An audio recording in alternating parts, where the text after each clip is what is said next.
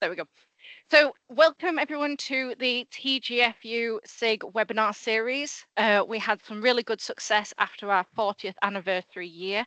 So we're trying to keep up the momentum of doing different webinars showcasing lots of different topics. And we are very fortunate today to be on a bit of a book launch.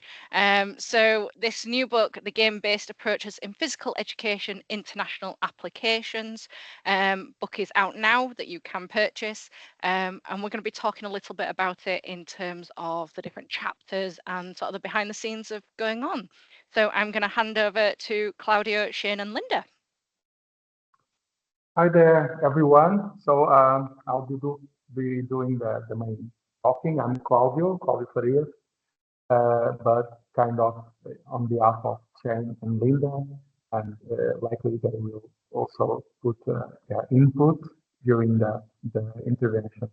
So it's a great pleasure to be here, not only to present this work, which we are very proud, but also to get another chance to see friendly faces, and faces not only of co-workers, but people that are already considered to be friends, and with whom we have the opportunity to meet personally and personally grow as a person and as an academic due to these interactions. So our book, we'll be talking a bit about the idea, the core idea, what was the aim, what do we want to address and to reach with this pedagogical resource.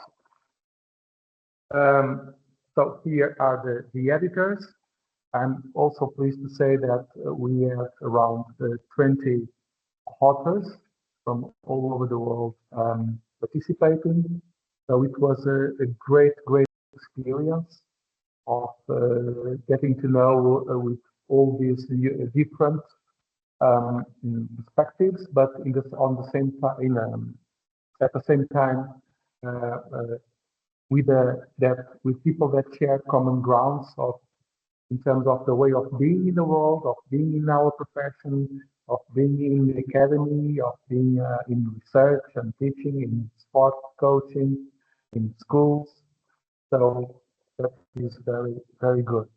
So I can say, bringing the book. This book arose from a shared dream for game-based approaches. So it was first rooted in TGfU SIG, the global community. So on a series of discussions that we have, and then on the concerns that are commonly expressed from many of us.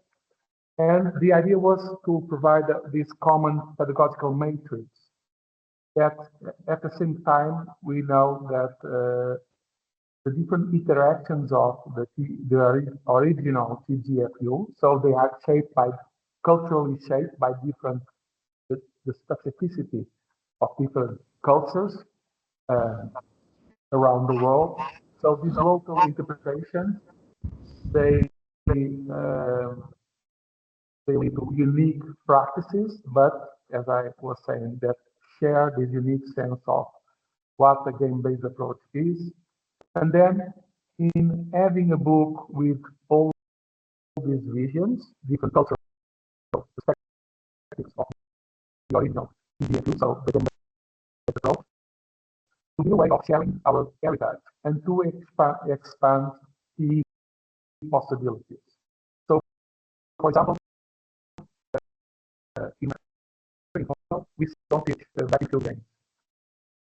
But with this resource, I feel confident to teach or to lead my pre-service teachers, to teach softball, for example, teaching unit, because we can understand the logic, the cultural logic, and the content game framework within it, within the original interpretation of the author who wrote the cricket, for example, as an example.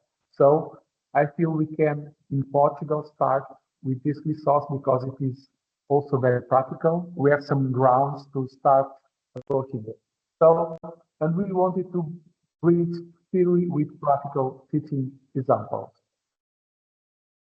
So the main objective was to expand the implementation of game-based approach, clarifying how to apply it, how it is applied in different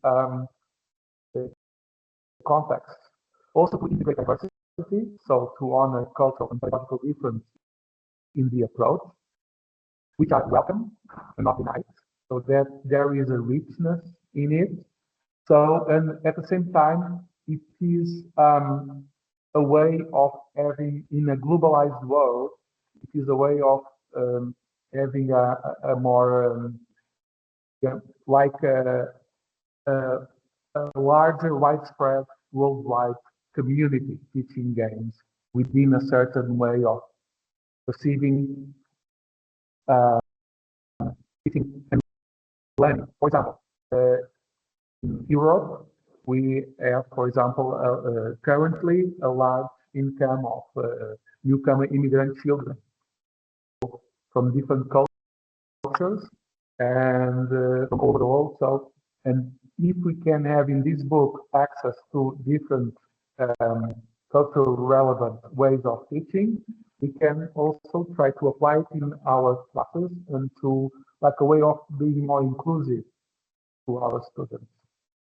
And basically translate those conceptual principles into tangible teaching and learning resources. So this was the axis, the three big purposes. So, and this, given this international diversity of approaches, so we try to depict how the pedagogical cultures shape regional interactions. So we have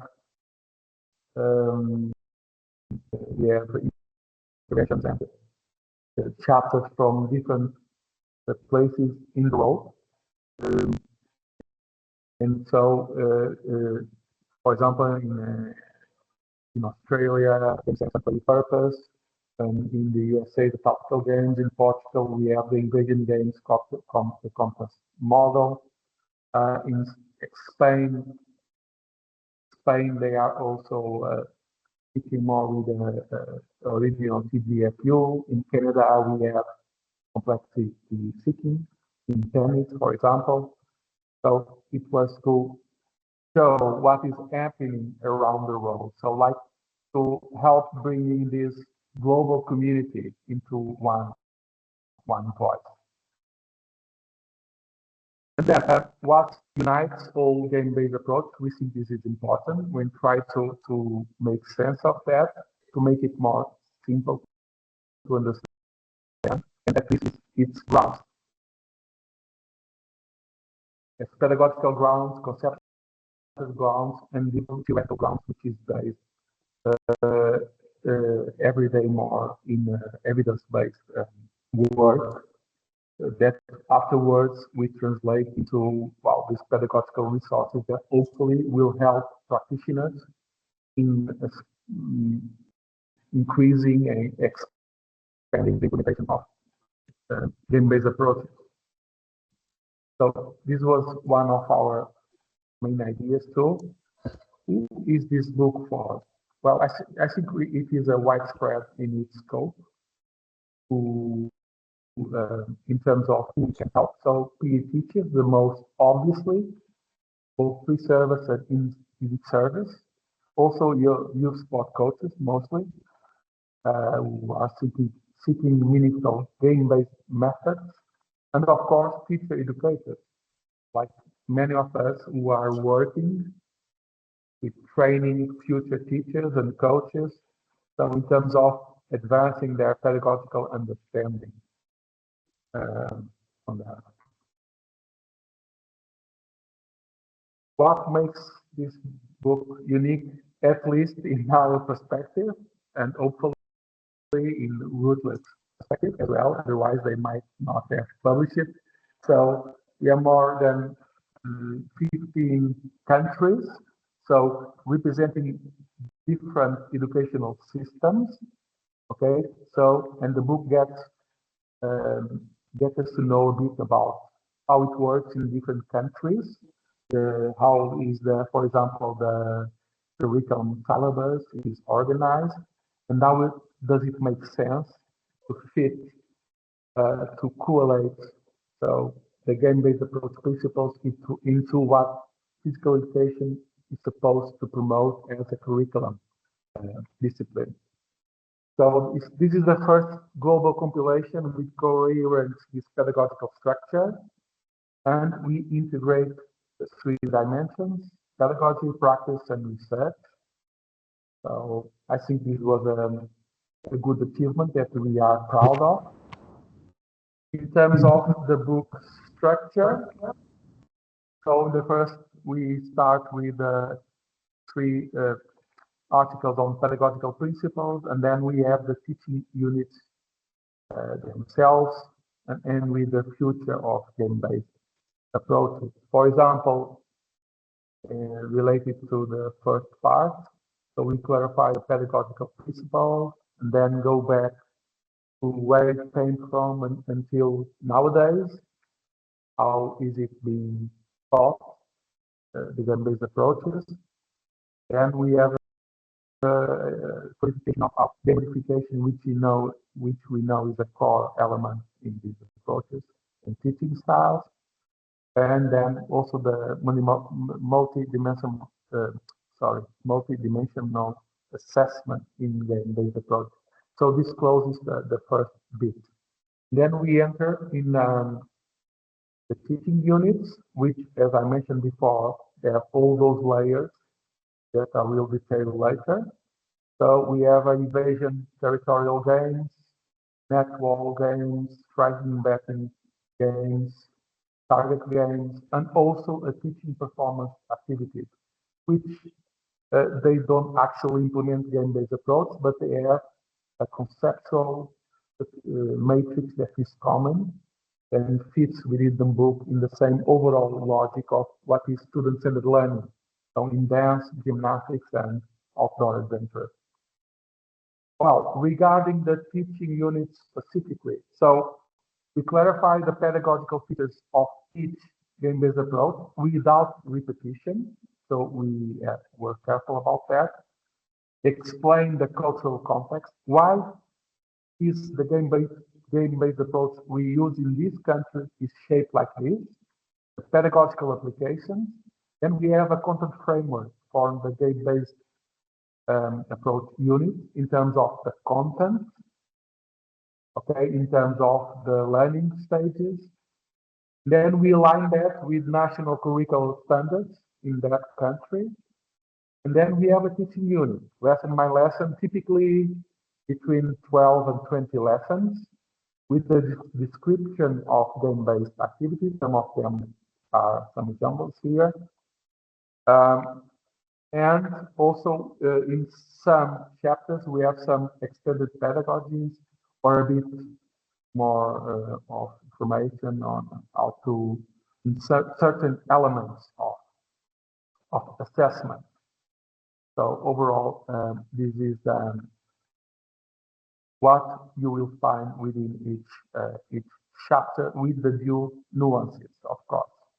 So then we end with the future avenue of pedagogy and research for future game-based approach. Where are we going from here? Hopefully to a better place, to a place in which students are getting experience of physical education, increasingly more experience of physical education, while taught by game-based approaches, and teachers who are adept and are passionate about it.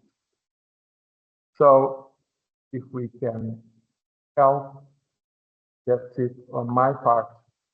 Sorry about the fluency in the speaking. I'm out of practice of English speaking, so yeah. That's why I need to go to Congress and go abroad. dog visit you guys, so I can practice more. Linda? You're on mute, Linda. I know, I have a dog who's barking too. So, sorry, reality here. I just want to say that I just thank you, Claudio, because that was well done. It was a very nice, comprehensive view of the book and our intentions. And it was Claudio's brainchild. I just want to make sure that I'm giving that type of credit to him. And just being involved in the project and getting to know the authors and to see this as, you know, in 2005, now that I'm getting really old, I get to say that,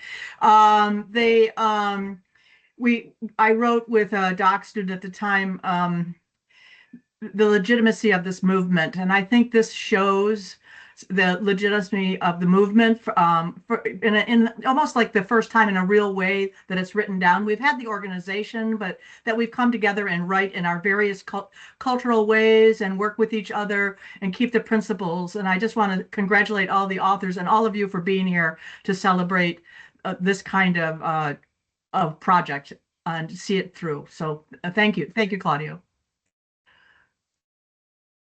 Thank you for that. As I mentioned, we'll take questions at the end if anyone has anything. So up next is Brendan's. Thanks, Ellen. Do you want me to just share my slides now? Yes, please. All righty. Have they shown up? Yep. Yep, fantastic. Thanks very much for that presentation, Claudio, and a big congratulations, obviously, to Claudio, Linda, and Pili on this publication as well, and getting so many high-quality contributors and authors to this book. It's a fantastic book. Haven't had the chance to read the whole thing yet, but really enjoying sinking my teeth into some of the chapters already. Alrighty, so the chapter that Pili and I were asked to write, or one of many, Pili has many in this one, in this book, was we were looking at how game modifications and teaching styles can be used in terms of game-based approaches with regards to the Australian curriculum. So before anyone perhaps switches off and thinks, oh, you know, Australian curriculum, that's not really big in my country, obviously. But I pretty much think that the way that Pili and I wrote this chapter, you can use the spectrum of teaching styles and game-based approaches to help you understand your syllabus documents and hopefully create learning experiences or learning episodes that really hit the spot, so to speak. So just to give a little bit of a cultural context, in Australia, we have mandated curriculum. That is, our government tells us what to teach, and we are allowed to do the how to teach.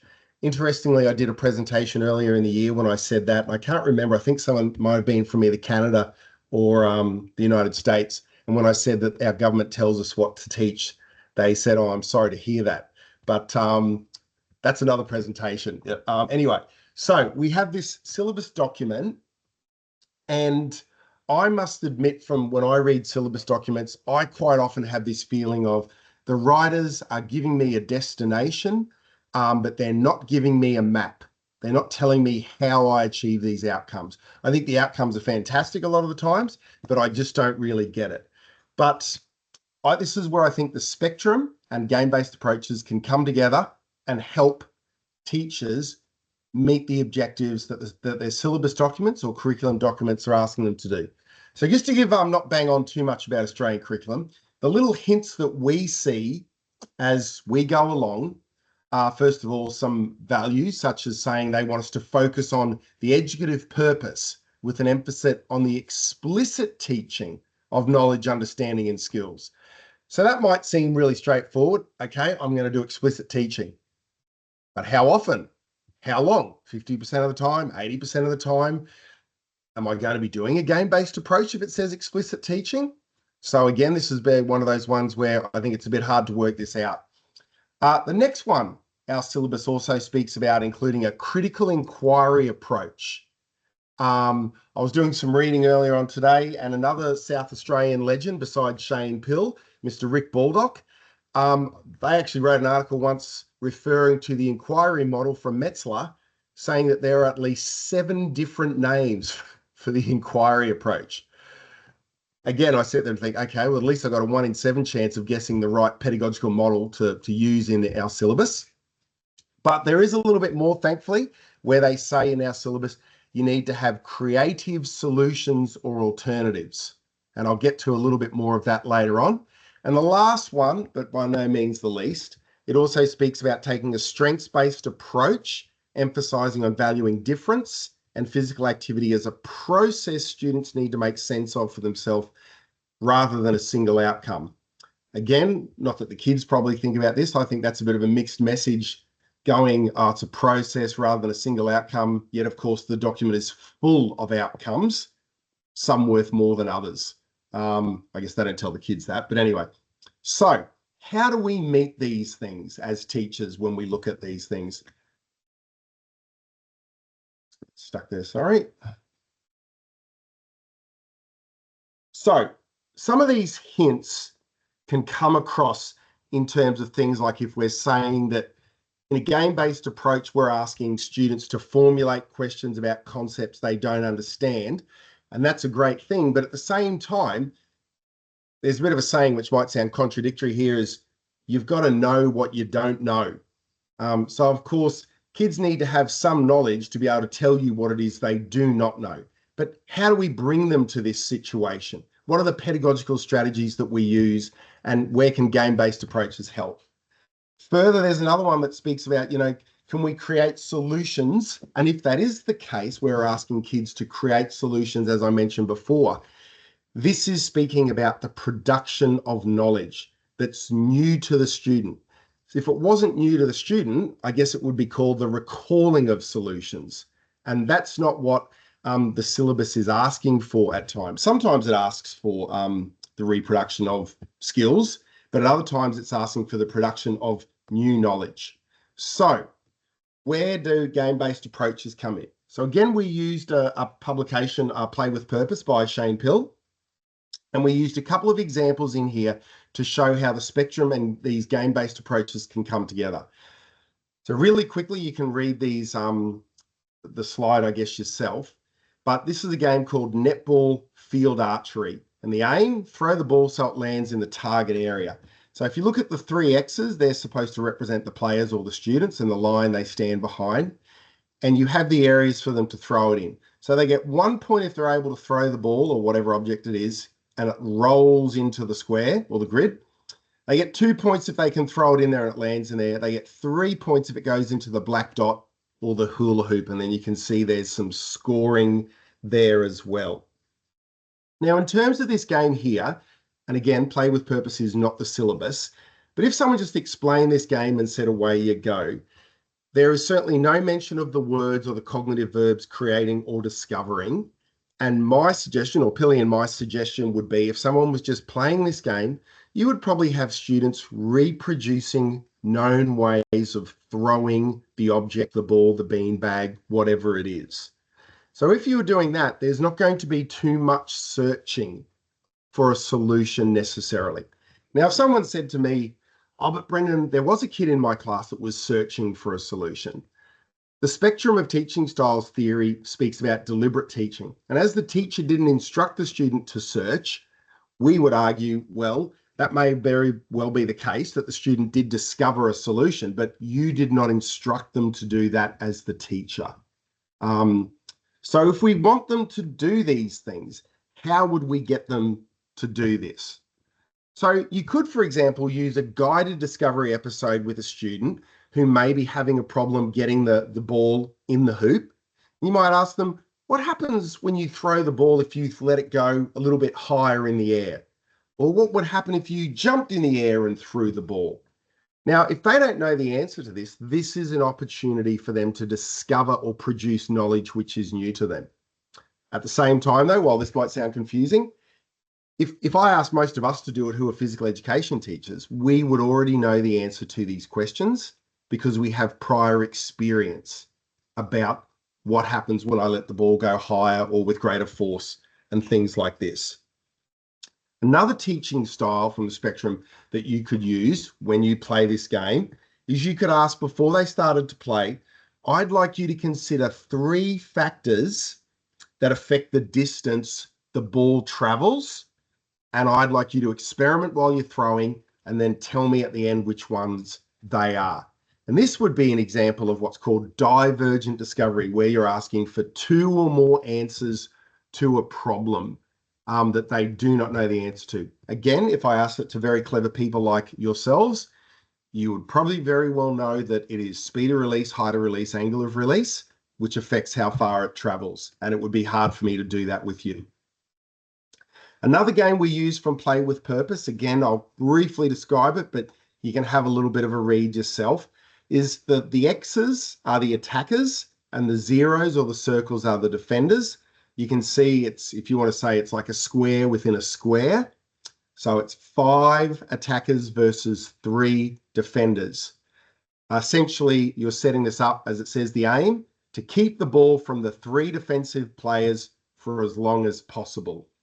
Now, again, if you explain this game to the people or to the students, participants, and then just let them play, you're essentially giving them the information, because like the rules where they can move and all these things, because you want them to reproduce these movements while they play the game.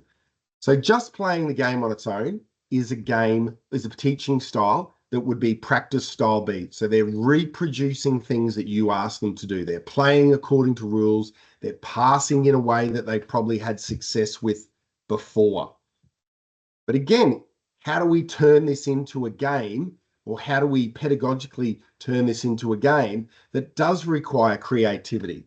So again, you might say to them, I want you to discover as many strategies as possible that leads you to successfully passing or receiving a pass, and then let them play the game according to those rules and see what they're able to come up with. And once again, you've got an example here of divergent discovery, where you're asking for 2 or more solutions to do these things. Now, if you play these games using these teaching styles from the production cluster, then you meet the outcomes, or some of the outcomes, of our Australian syllabus, where you are getting people to inquire, or in this case, you may actually be getting them to transfer movement strategies from one situation to another one. So, for example, if you were playing an invasion game, there's not many invasion games that necessarily look exactly like this diamond game. Although, ironically, if you sometimes broke some invasion games down, you would see these types of movements happening as it went along. So just to kind of summarize these concepts, if the teacher's explaining where the attackers and defenders are moving and they want them to do these things, then it's most likely going to be practice style B. But if you want people to discover, experiment, inquire, create, then you're probably going to need to use styles from the spectrum, from the production cluster, or the example that I've spoken about here, or we've spoken about here, divergent discovery H. Now, Pili and I also kind of wrap up this chapter by saying that, you know, game-based approaches are not usually just one style. There are numerous styles being used at times. You've got to consider the questioning that you're going to use to get the outcomes that you want. You need to also consider the students', what would you say, cognitive history or knowledge of the game. I probably wouldn't do very well using guided discovery with a fantastic golf player or tennis player, Novak Djokovic or something. He probably knows a lot of the answers to the questions I'm going to ask. And therefore, you need to consider the student's cognitive history. But long story short, we think the spectrum, along with game-based approaches, help teachers navigate syllabus documents, because they can consider the desired outcome that the teacher is trying to achieve. They can choose a teaching style. They can ensure that that teaching style is lining up with the expectation or the objective, and then they create the learning experience for the student, and hopefully we all live happily ever after. Thank you. Thank you for that, Brendan. Shane, do you want to say anything at this point? Nope. No worries. So thank you for that, Brennan, and I'm quite glad now it's over to me. I'm going to talk a little bit about my chapter.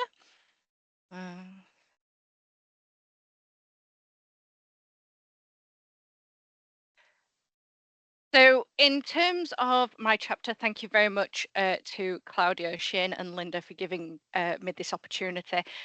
We wanted to focus particularly on TGfU in England and looking at netball. So my colleague Stephen and I at the University of Sunderland were thankful to be able to be given this opportunity and to share our different experiences. One of the things that we sort of decided before we wrote this chapter is to go back to the very beginning, okay, or as far back as we could.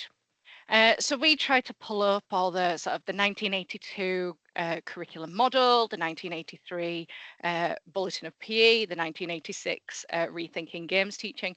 We tried to get as much of the background as we could to find out sort of what's happened in 40 years, how we sort of got here. With the TGfU model being apart and created at Loughborough University in England, it was like, well, okay, how does this look in terms of the context in England today? And we see a lot of the same problems that Bunker and Thorpe and Almond had back in the 1980s. That there's this emphasis on teachers believing that we need to teach the technique before we teach the game. And through some of our research, we've started to think about, well, hang on a minute, are they even aware there is the existence of game-based approaches? What does it sort of look like in practice? If they, can't see what it is or what it should look like, then how can we ever get them to get to that point? So we had this idea of how can we help teachers to teach in a way they cannot imagine.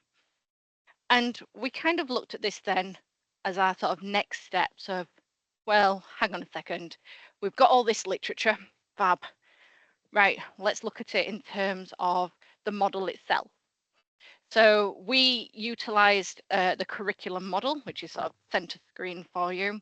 And we thought about it in terms of the pedagogical principles and the Almond 1986 games classification system.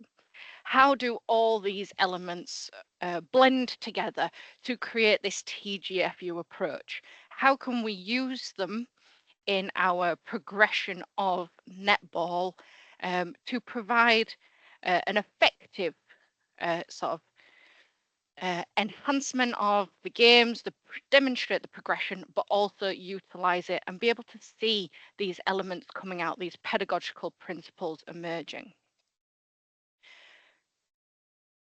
So our next step, we looked at the National Curriculum for PE, the NCPE here in England.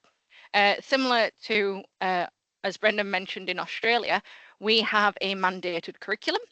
On the screen, the three pictures are our Key Stage 3 and 4 curriculum. That is to teach the entire of high school PE. So we instantly went, hang on a second, that's not very much information. The curriculum itself, it gives you sort of key points of needing to use a range of tactics and strategies.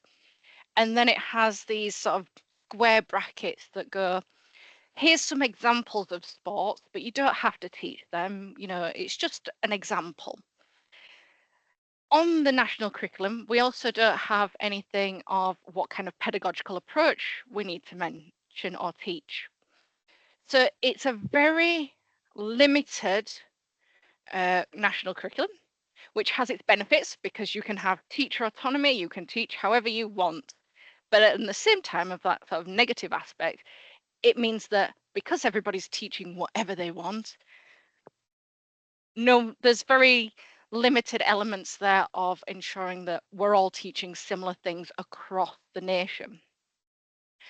At the same time as our national curriculum came out in 2013, they also decided to get rid of any form of assessment levels.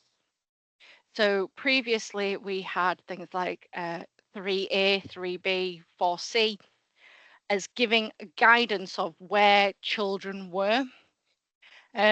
We scrapped that. And now it also means that there's a lot of emphasis on the schools to pick whatever assessment strategy that they want.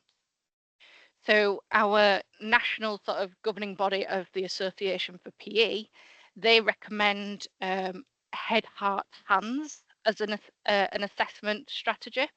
But there are other ones out there for people to have a look at or modify. Another sort of, just to add to all of this and demonstrate the complexity of our context, our national curriculum is not compulsory for academy schools. So in England, we have a variety of different schools. So we have state schools. They are focused upon the local authority. They're funded by the local authority and dictated by sort of the national government's directives. Academy schools are given a lot more freedom in terms of what they teach, how they pay their teachers. It all is governed by an academy trust.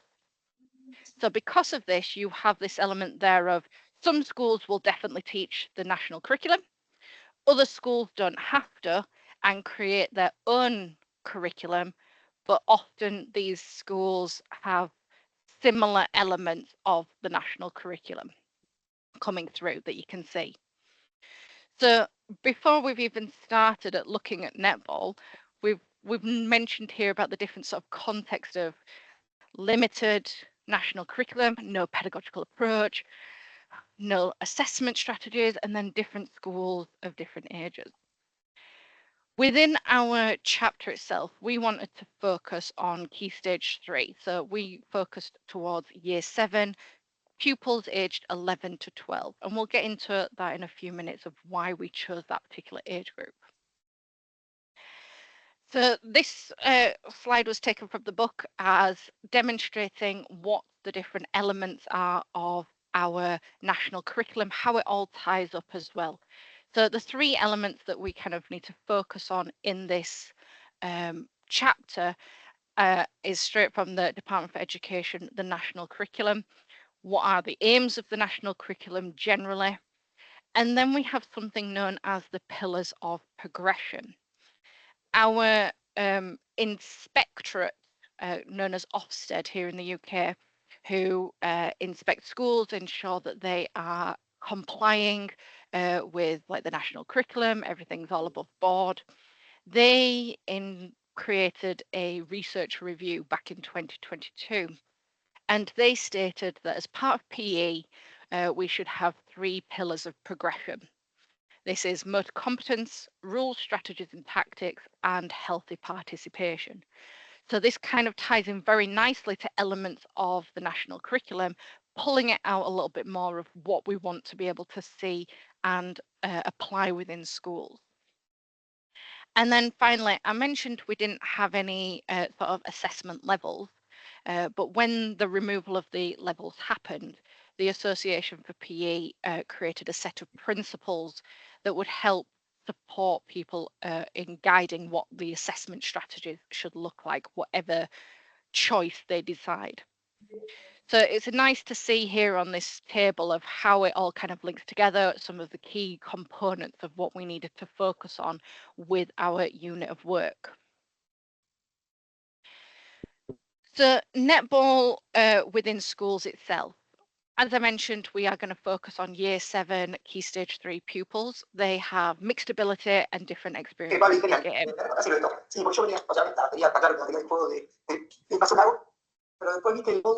Can somebody mute the person? Thank you. So within this, when children come from primary, elementary school, they have some experiences of netball. They sometimes learn high 5 netball, which is 5 positions. You get rid of the wings.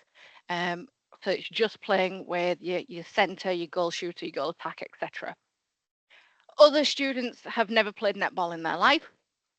So this idea of having mixed ability, year 7, nice start of the academic year, what are you going to do in terms of netball?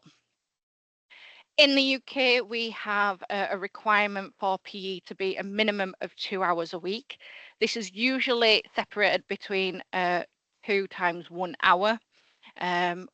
And we are hoping that that is sort of what we are currently doing at the moment. Sometimes, you know, with getting changed, etc., those 2 hours suddenly start reducing.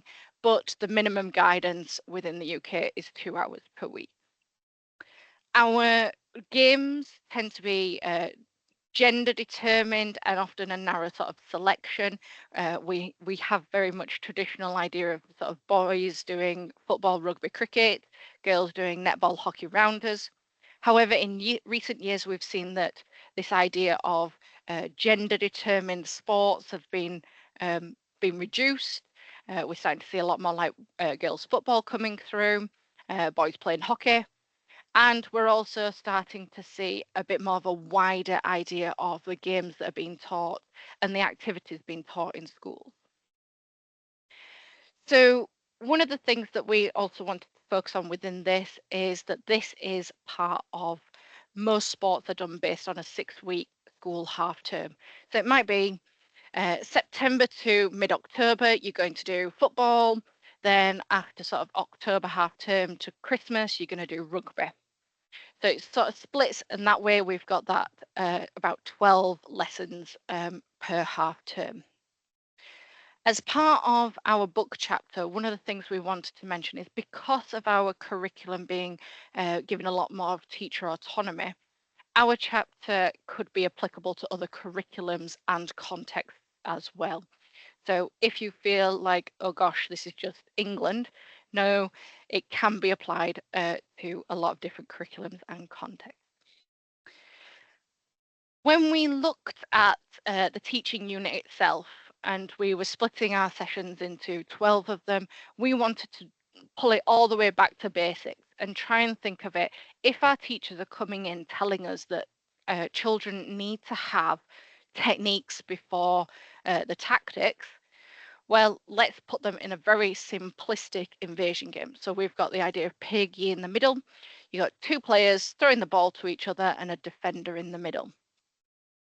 We wanted, in terms of our teaching unit, our warm-up games to be target games or ones that might be a modified game from the previous lesson, so that they are developing the different elements of the game and building that idea and progression.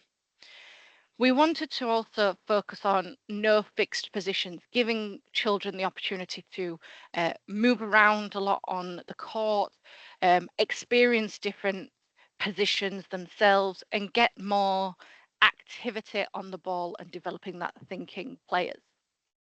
So we started our progressions to being sort of more 2 versus 1, and we go up to about 4v4, 5v5. We center a lot of our activities towards 3v3 to give this aspect of developing the sort of very fundamental tactical components of netball, giving them the chance to also build those techniques which the teachers are wanting before you're moving up. We've seen in schools in the UK that as soon as sort of we've started year 7 September classes, we're doing 7v7 netball as sort of extracurricular or in the lessons themselves. And children are not able to get involved. There's a lot of standing around. They're not understanding the game themselves. You have more of the higher ability players who are able to do all of that, but you tend to see a lot of kind of dropout and less activity and wanting to take part. Particularly with lower ability children. So having these smaller games that then emphasize the activities is what we were trying to focus on within this particular book. So I'm going to stop there. Thank you for listening. And I am going to pass over to Joss. Hoping my mic works there just as I get some of the slides up.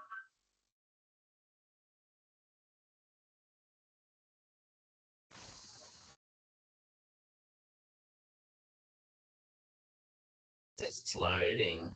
There we go. Can you see those slides there, Ellen? Perfect. Thank you, Joss. Very good. Thanks very much for that. I'm really excited to share some of this information with people, and really great hearing again. I haven't talked to Brendan for a really long time there, so really nice to hear some of the things that you had to share as well. Bear with me if I go between stuff. I actually, ironically, haven't shared anything online for what feels like a really long period of time after sharing quite a lot online when the world went into teaching in these sorts of spaces. I thought I'd give you a really quick introduction to me, where I come from and what my context is, because I noted the irony of the book being called kind of game-based approaches in physical education, and then coming to this with a chapter that was talking about mountain biking. And I think depending on where you're from, how you might view outdoor and recreational activities, and whether it has a place inside of physical education itself, or whether it's something considered completely separate. So I myself am trained as a health and physical education and outdoor education teacher, but I've had the privilege of working both in metropolitan areas as well as in kind of country regions. And I actually spent 2 years over in England teaching over there as well. So when Ellen mentioned Ofsted, it brought me back to my literally second to last day of teaching for 2 years in England, when the Ofsted inspectors decided to do their review of just the health and physical education department. And we did very well, thankfully, which was really nice. I moved into academia when I moved back from England to Australia, and it was a little bit of an accidental employment from my perspective, because we had in Australia just made the proposals to move to a national curriculum from the state-based curriculums, and I'd spent a couple of years in England working with a national curriculum, and then engaging in some conversations about what that actually meant for teacher education, and then what that was going to translate into schools. And so I spent some time working at a place called University of South Australia, which will cease to exist as of next year. They will merge with another university, but I've spent the last 8 years with Shane Peel at Flinders University. So I've got a map there which probably looks a little bit different to what most people would recognise of Australia, but it actually divides up the many Indigenous groups across Australia. I did have an arrow originally, Brendan, for where you were, but I thought you might have moved since I spoke to you last, so I removed that. Shane and I come to you from Ghana Land, which is the Adelaide Plains of South Australia. So my involvement with games-based approaches, the spectrum of teaching styles itself, comes as a bit of a progression. So I played a lot of sports when I was in my youth, but actually due to injury, I didn't have the opportunity to continue some of those teams-based sports, but I had a real passion for being active, engaging in physical activity, but being outside with other people. So outdoor adventure activities was, it made sense as a progression for me, and I started engaging with things like rock climbing and mountain biking and kayaking instead. But I came back to my core of sports when I studied physical education at uni, and then into my teacher education, and extended that into outdoor education teaching. I give that context for the purpose of looking at what was this stimulus of looking at play with purpose and games-based approaches in outdoor and adventure activities.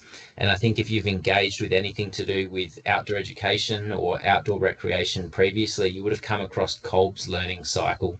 And for me, it was this really interesting moment to recognize that Kolb's learning cycle was absolutely central and fundamental to what we were learning in outdoor education, and explains that in outdoor experiences, we build learning around those physical engagements. And so I've got a photo there of one of my students learning how to keep herself safe on a cliff by being on the edge of a cliff, not sitting in a classroom, actually working through experientially what it was that we were unpacking in terms of the concepts, in terms of some of the technical capabilities that she would have to apply, but then recognizing that there were many variables at play. It was a bright sunny day on that occasion, but that lesson would have looked really different if it was raining, for instance. It would have been very slippery, and the application of her knowledge and skill would have had to have been very different in that particular context. What stood out to me really obviously, though, was that games-based approaches wasn't connected with outdoor education in the field of academia all that often. There wasn't much publication that really explicitly made that link. And that became really apparent to me when I did my mountain bike instructor course, and it was governed under Sport Australia, who was the funder for some of those instructor courses. And so it was mandated that they needed to discuss games-based approaches and encourage training coaches to apply games-based approaches. But when and I feel sorry for the presenter that was doing it, but I put my hand up and asked for some examples that they might have used in the past, and they really struggled to actually provide those examples. And so I offered to work with them, actually applying the spectrum of teaching styles, and we looked at how might we apply something like a reciprocal approach to achieve some similar outcomes to help coaches understand the different ways in which they might get to the end goal of what they were actually trying to teach. And mountain biking was a really explicit example in my mind, because it's perceived as quite unsafe. And actually, if you look at some of the research around where injuries occur in outdoor activities, it's technically not unsafe by the number of accidents that sometimes occur in mountain biking, but by the consequence of the accidents it is. So although there tends to be few accidents in mountain biking, when they occur, they're things that are quite serious, like broken necks or broken backs. So there tends to be this hesitance to allow people to explore because of the safety aspect that might actually be involved. So I looked at what was it that could occur here if we were to take this idea of Kolb's learning cycle or experiential learning, but actually apply play with purpose as the mechanism to support people to understand how they created experiential learning, and move away from what was traditionally viewed in Kolb's cycle as a singular cycle within a lesson. So we had the concrete experience, then we waited towards the end to actually do the reflection, and then made abstract conceptualizations about how those learnings could be applied elsewhere. And then we walked away. Whereas play with purpose really gave us this opportunity to think those cycles can be ongoing within the same lesson, and allow for this tendency to move towards reflexivity as opposed to reflection, and look for adjustments based on our previous understandings and previous beliefs to determine where we were actually going next. So in a way, play with purpose provided the how. How do I create experiential learning in a genuine way to enable students to not just reproduce what it was that we were demonstrating to them, and falling back on this kind of safety that existed inside of, I need to teach the techniques and then I can allow them to explore the trails.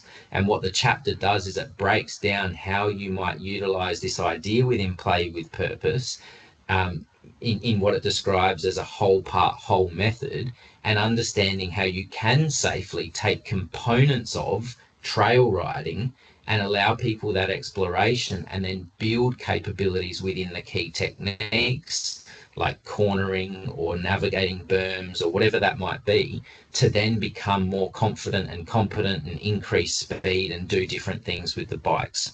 So Priest and Gass talk really specifically about experiential learning and how it's applied as a pedagogical approach inside of outdoor education. But more recently in Australia, authors like Scott Polly and Glyn Thomas have talked about threshold concepts and what do outdoor educators need to know and understand as they move into the profession. And again, experiential learning is talked about as really central to this.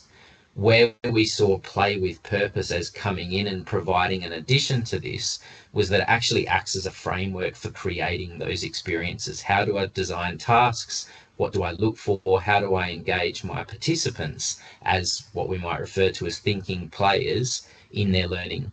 So play with purpose, especially when considered in conjunction with the spectrum of teaching styles, can be highly effective in supporting the learning, particularly in these environments which by their very nature are quite variable and would then demand non-linear approaches, because something might change in the environment, or something might change in the equipment, or the track that you knew last week to be quite safe and stable now is really unstable and has fallen trees, and actually we need to be able to change in real time to determine how people are going to engage with that particular activity.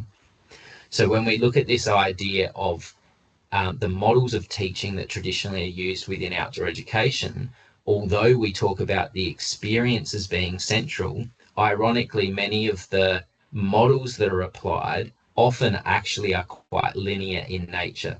So the DDICT model, or in this case here, the EDICT model, so DDICT just has another demonstrate right at the beginning.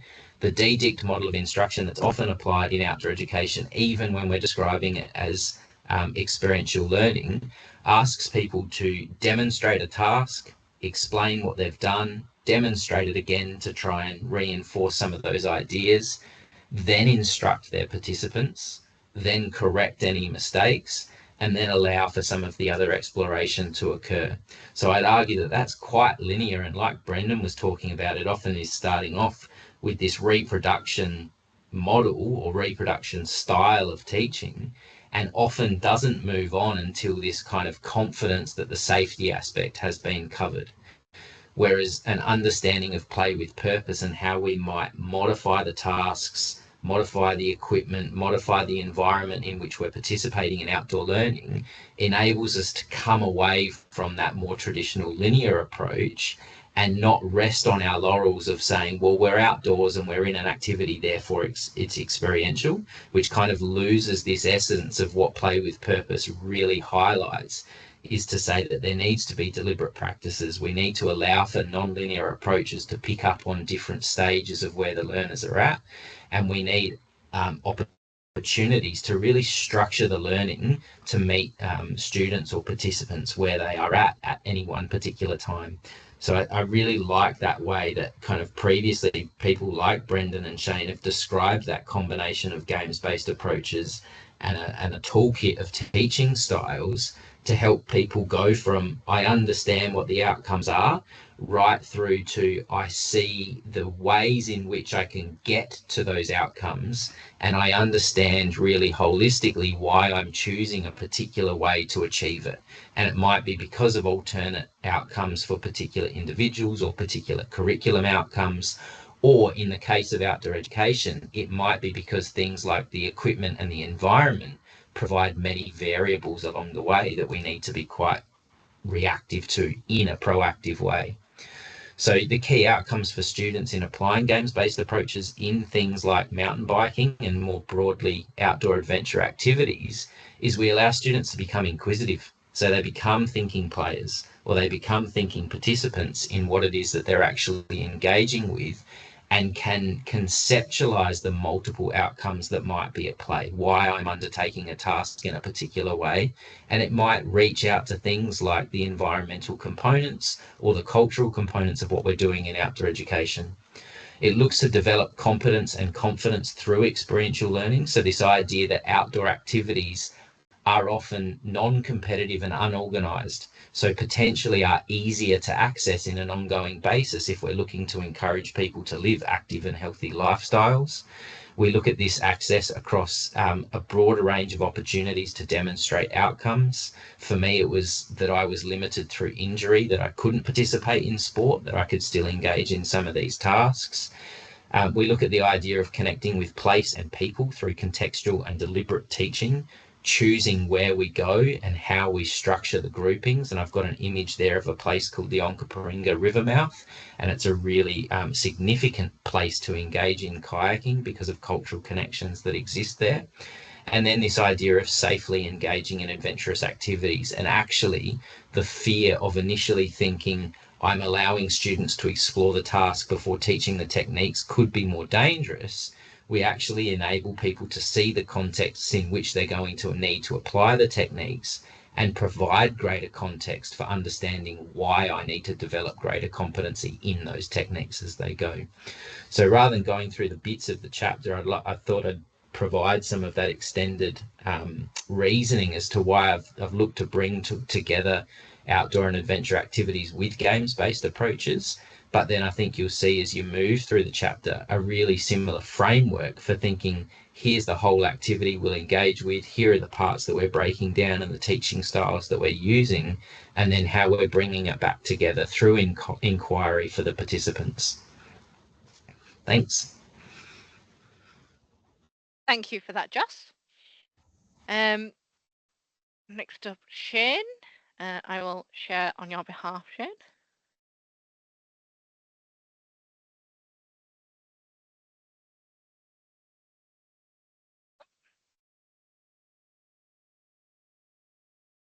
whenever you're ready. Yeah, thanks for the opportunity to share some ideas. And I'm not going to elaborate on the play with purpose model too much because Brendan and Joss have done such a great job with that tonight. And I've asked Ellen to share the slides for me because my computer's past its use by date and waiting for the budget to catch up to supply me with a new laptop. So thank you, Ellen, for doing that. I was a health and physical education and outdoor education teacher for 18 years before sliding doors moment saw me take 2 years leave without pay and try physical education teacher education. I'm now 19 years at Flinders University. You can contact me by the link that will be in the slide deck afterwards or via that LinkedIn profile there as well. It was a privilege to be invited by Claudio to contribute to this book and pay tribute to your leadership in getting the collection of authors together, guiding us through it. And this is a really valuable addition to anybody that's doing middle and secondary school physical education and want to show the diversity of game-based approaches that can occur so that people can see it's not one thing, it's actually a multifaceted idea. And even though it might look different in another country, as Claudio said at the start, there are common pedagogical features, but the way that it's done over there might actually suit your local context more so than something that is more familiar to you. Next slide, please, Ellen. So I've got a couple of chapters in the book and they follow a sequence where we look at the pedagogical principles of a game-based approach. One of the key ideas of play with purpose is that a game-based approach is not necessarily guided discovery. And in fact, when you look at most of the examples that are in textbooks around the world, it is rarely guided discovery because, as Brendan said, the teacher is not instructing the student to park what they already know, do and understand and discover a new way of engaging with the game. So most of the examples that exist of game-based approaches in the textbooks and the illustrations, we would argue are retrieval practice, where the students are applying what they already know and do understand. Even if it's a novel context, it's still familiar ways of knowing, doing, and understanding that the students are applying. So in the book, the chapter 6, Touch Football, we look at the idea of a complexity to a game-based approach. We then develop that into what actually makes a game-based approach, in my opinion, distinctive, which is the notion of inquiry and putting the cognitive load to the student. So the student is the one that is developing their complexity of thinking over time. And then finally, Linda led this wonderful chapter at the end of the book where we look at future needs in the research of game-based approaches. Next slide, please, Ellen. You'll notice the model there is not a linear pathway through play, practice, play. The inquiry episode, I argue, is key to a game-based approach.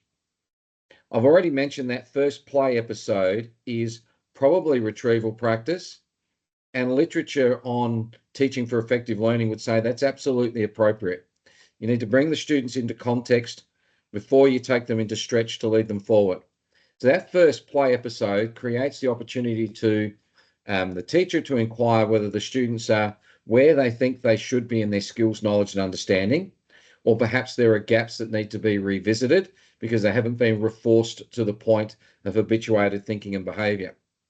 Or the inquiry episode tells us that there is something that they are not learning through the play, or that they will learn faster if we decrease the cognitive load and the environmental complexity so they can narrow down their attention to that particular aspect of the play. We'll call that a practice. After a period of practice, we only know whether something has changed by testing whether that ability is now able to be applied when we increase the cognitive load by bringing it back into the game, which is more complex than the practice task.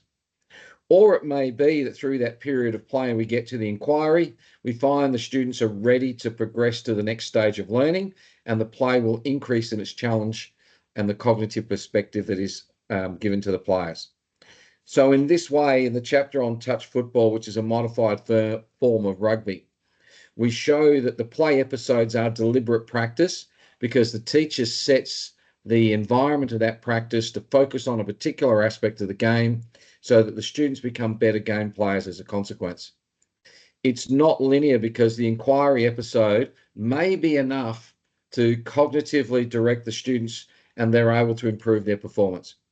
Or some students or all students might need to go into a practice, or some students or all students might be ready to progress.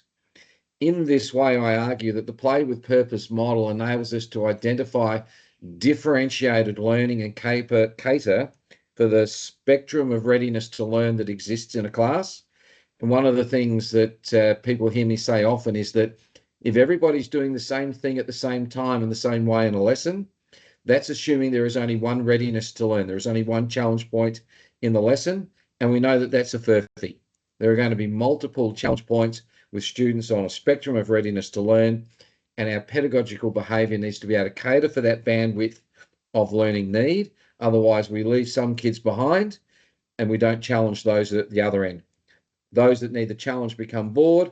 Those that are left behind become anxious and disengaged because they can't do it. So key is to be able to represent the game to make the aspect of learning apparent. Therefore, it's a structured learning environment. And as Brendan really clearly explained earlier, there is a spectrum of teaching styles that meet the particular learning needs of each of the episodes as we move through the model of play with purpose. Next slide, please, Ellen.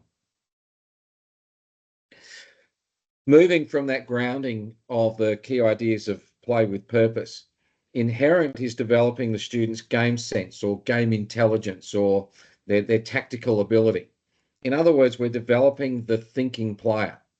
The pedagogical tool for this, I already explained, is the purposeful game conditions that we put in place. And in this chapter, I use the change it paradigm as a heuristic to guide the various aspects of a game that can be changed in order to bring that focus on what is important to learn. The other area that enables the teacher, the other pedagogical practice that enables the teacher to focus the students on what it is to learn, is the questions that the teacher will put to the students. So in this way, on the screen, you see the 5 W's and a H using a modified version of Laban's movement framework.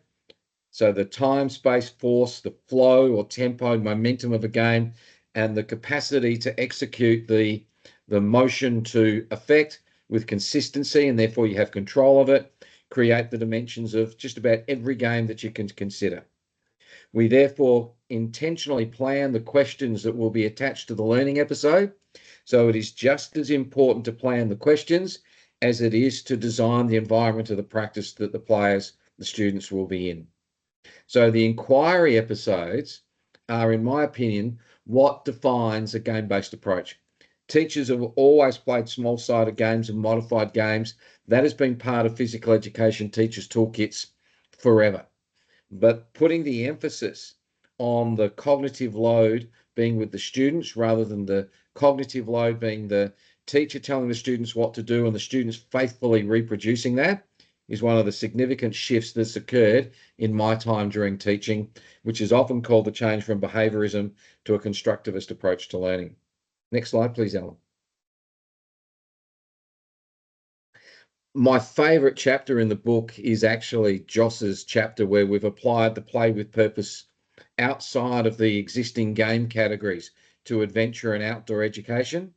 And I really enjoyed, Joss, hearing you elaborate that through the lens of experiential learning.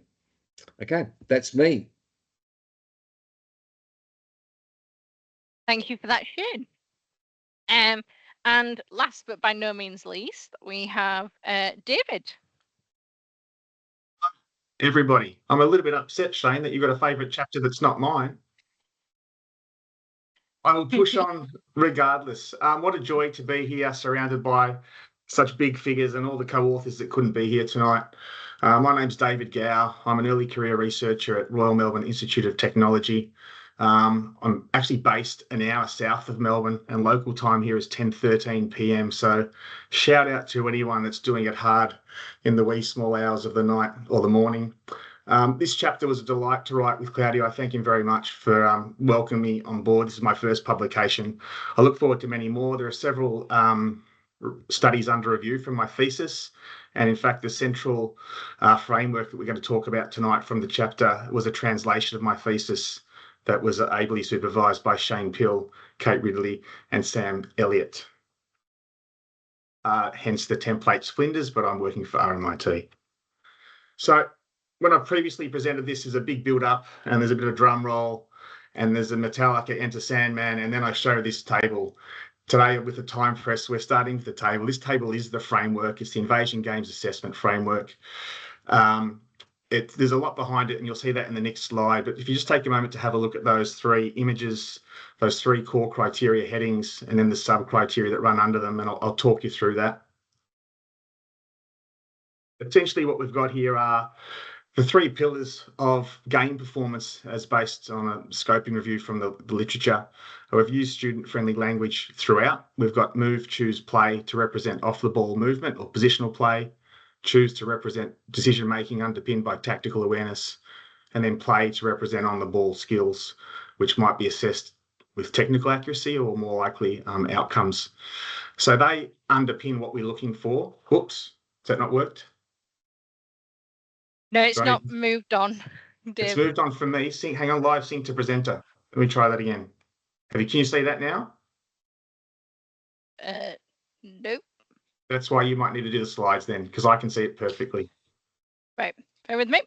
Like Joss, I'm 3 years out from Zoom. There we go. That's the slide I want. You're a legend. Feel free to maximize it. Can everybody see that table? Okay. Move, choose, play. Student-friendly iterations of positional play, decision-making, and then skills. Thank you so much for calling that to my attention.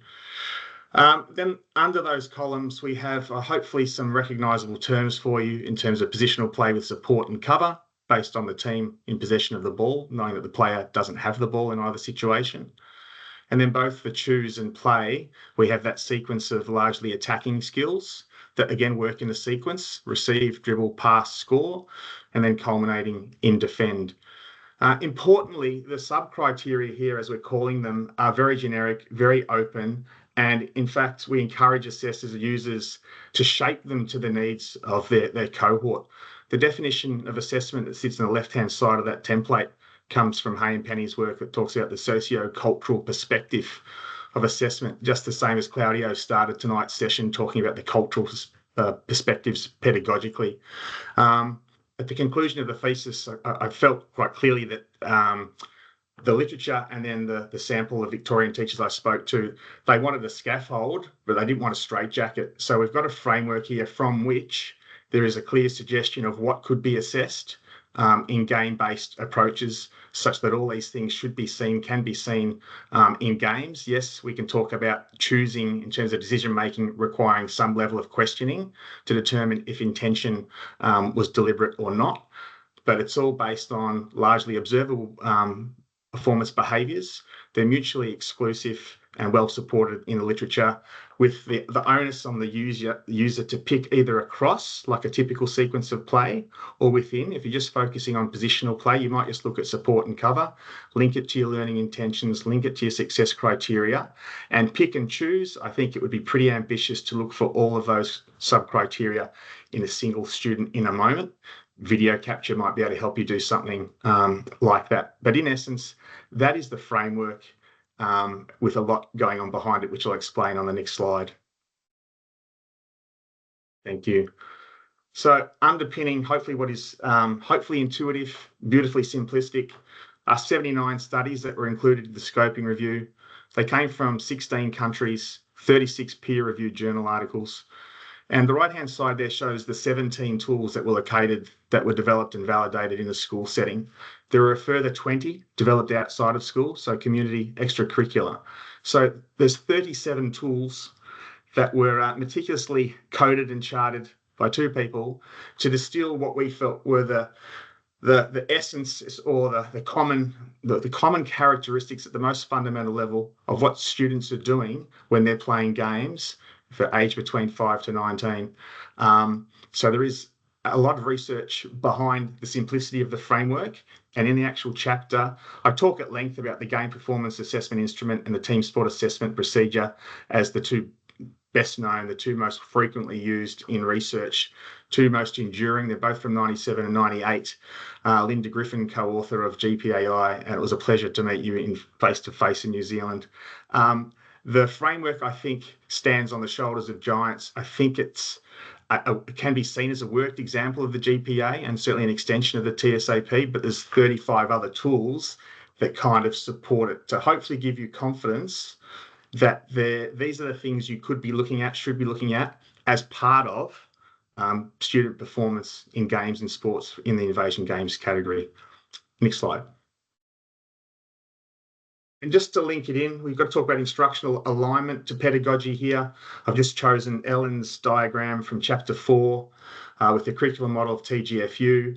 Take some comfort that all of the 79 studies assess students playing games, so that regardless of whether it's play with purpose, tactical games, competency model, constraints-led approaches, whatever it is, if the students are performing in some sort of a game, and most of the studies use small-sided games, you're in the right context. And then if you look at steps 4, 5, and 6 of the model, we have direct translations from the TGfU framework that align with my framework for choose, move, and play, based around decision making and then skill execution and performance. So you have that capacity to look at outcomes.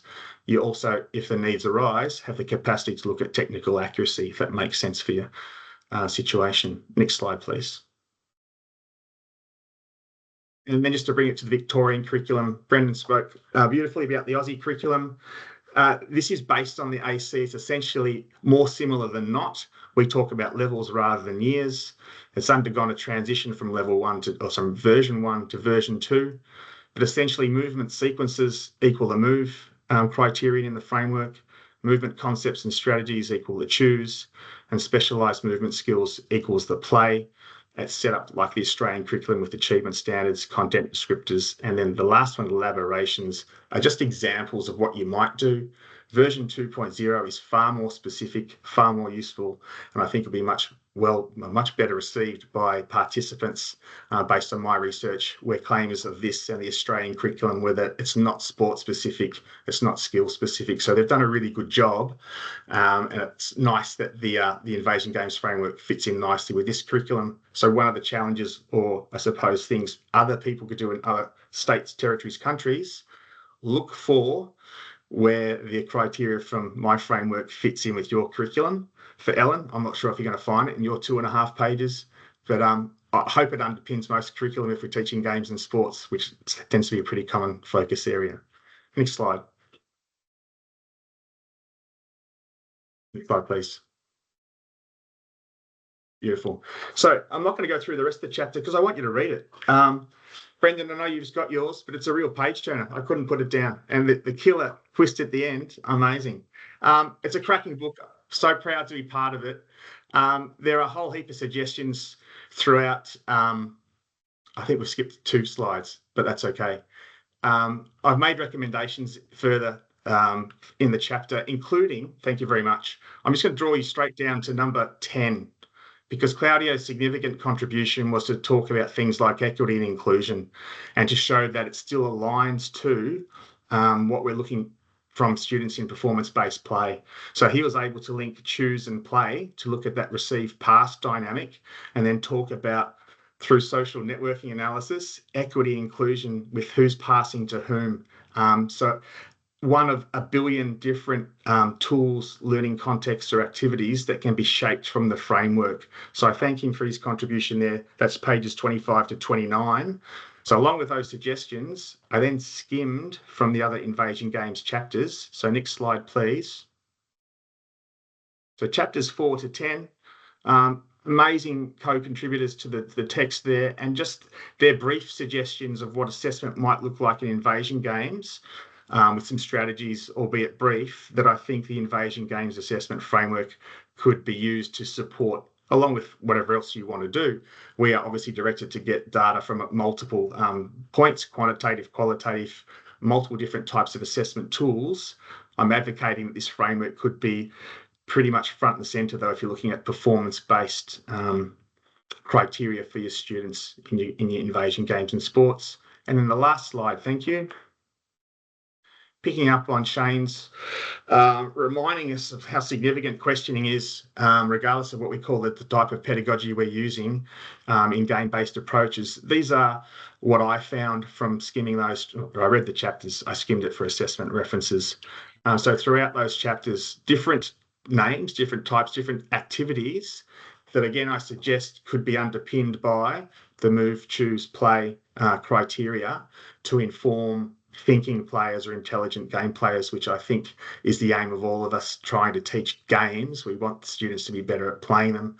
So hopefully they can develop that lifelong love of these activities and sports and engage in them for here in eternity. So thank you very much, Claudio, for sharing your expertise on this chapter and letting me take lead on presenting it tonight. I appreciate that very much. And it's back to you, Ellen, for question time.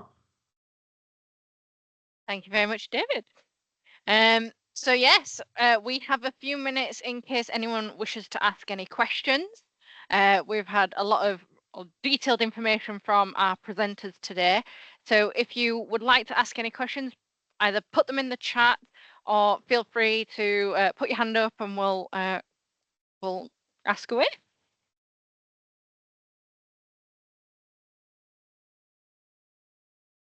There's a good question for Brendan already posted in the chat. Oh. Yeah, thanks for that one. I've just put in the link to an article again, or sorry, a book chapter that Pilly and I wrote in another great publication. I think this was yours, Pilly, wasn't it? Teaching Games and Sports for Understanding as a Spectrum of Teaching Styles. Yeah. So that chapter goes through how it can be used.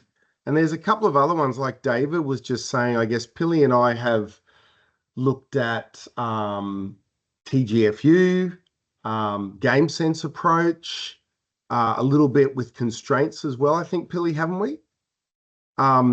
Where we've looked at where the spectrum, I guess if you want to use the phrase, if you use the spectrum as a lens, that quite often game-based approaches would say, oh, we're doing guided discovery, which again is a little bit like the inquiry approach, is such a loosely defined pedagogical name. It doesn't speak about really what the teacher is doing so much besides asking questions, but it doesn't necessarily speak about recognizing the student's cognitive history.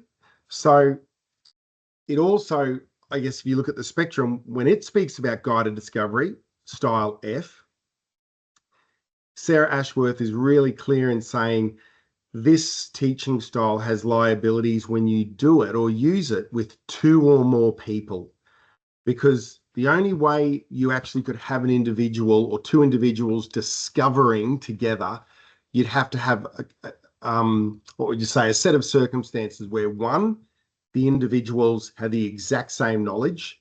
Two, you ask them the question and their brains then process the information at the exact same speed. And then three, they answered it at the exact same time. And of course, I don't think that is ever going to happen in that way. So guided discovery, the spectrum would probably say, hey, look, it's a great teaching style to use one-on-one, but if you're using it with two or more students, as is quite often suggested in some game-based approaches, you'll probably have someone who's just coming along for the ride and just hearing the answers. Now, that's okay as well, but it's not okay if you're going to say, oh, everyone was discovering. That would not be true. We've spoken about ways to get around those things, though, by asking students to, you might ask the questions to the whole class, but you get the students to write down the answer and then share their answers at the end. So in that way, there's no, if you want to call them free riders. The styles such as convergent discovery, where you set a question or a problem to be solved that has one answer, can be used, are perfect, for, in my opinion, for a game-based approach when you want discovery. And then, of course, divergent discovery, where you want two or more answers. Same thing, ask the question before you let them play. So when you're looking at Pilly's model before of, play, pause, inquire, and then replay, these are the examples before you play. You set the problem for them to try and solve, if you want to say. And then, of course, as Pilly also said, there are elements at times where after you've played, inquired, and you might think, hey, listen, Brendan can't quite do that. I might directly teach him how to do this and give him some instruction and some feedback and have the opportunity for a large volume to take place. So did you want to add anything to that, Pilly, since your name's quite often on those chapters as well? No?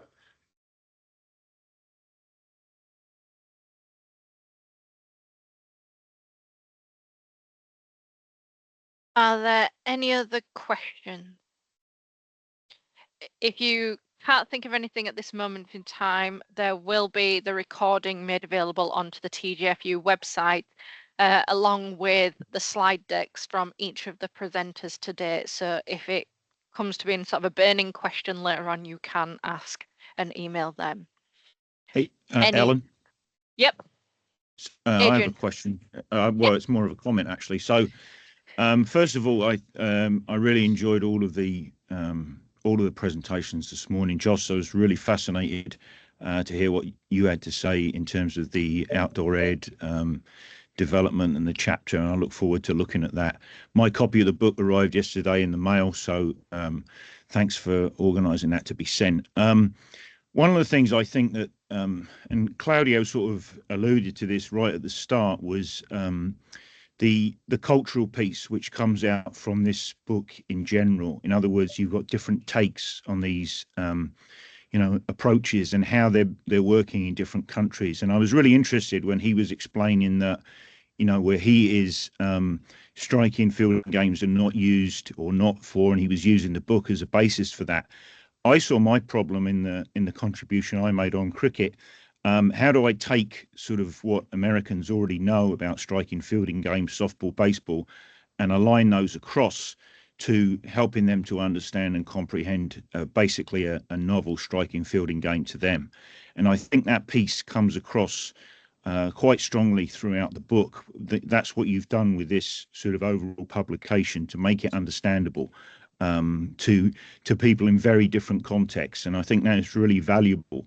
And the technical thought that Claudio put into the structure of the book, and when I first read it, or the format, I was looking, I thought, well, is this going to work? And it seems like it really has, very effectively.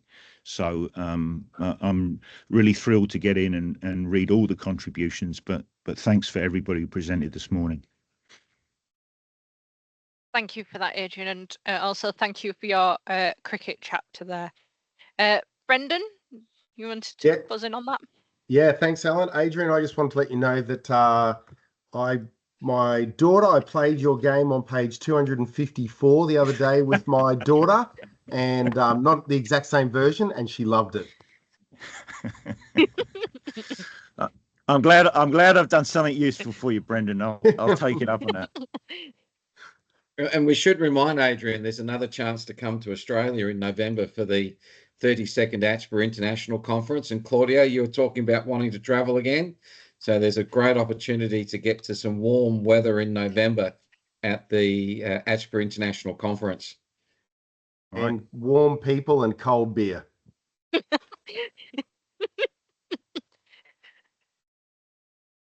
Any other questions or comments from anyone in the audience tonight? Claudio.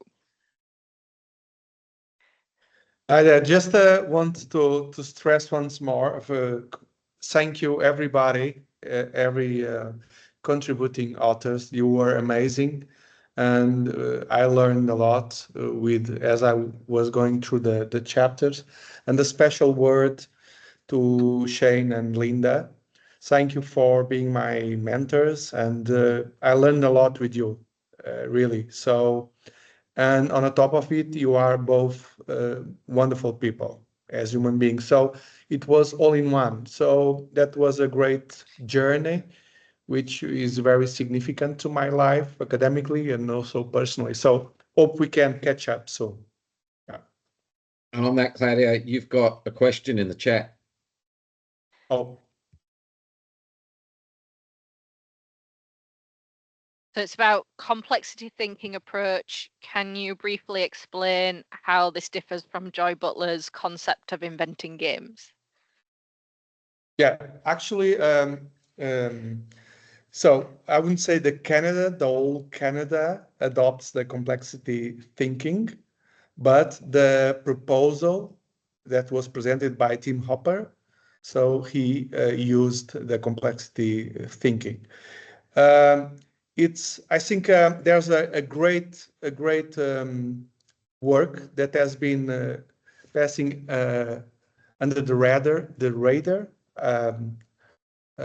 hasn't been noticed, which is Story and Butler works in 2013, which is a really Story and Butler from 2013. It's an amazing work that explains in detail the complexity thinking, and in a way it kind of blends this socio-constructivist approach with some aspects of ecological theory, but in a very practical way. So it has to do. So it goes to the ecology theory to bring about some of its elements to expand our understanding of how games and learning games, especially, interact. So it's a very it's many attributes, that theory. So it's kind of a short slot to explain it all, but I invited you and all to give it a read, and especially because Tim Hopper is a very competent person, and he made an amazing work in making that translatable to us. So it's in a very plain and easy way to implement. So transforming these high complex concepts, because the games are complex, learning games are very complex, into a way that is comprehensible to us. It's a hard task. So I think it was well achieved. Thank you for that, Claudio. Any other final questions? I do appreciate that, our colleagues over in Australia, it's, bedtime soon. Yeah. So if you do have any questions, what we'll do is I will post out the slide deck, and you can contact our presenters at any point to ask them any additional questions.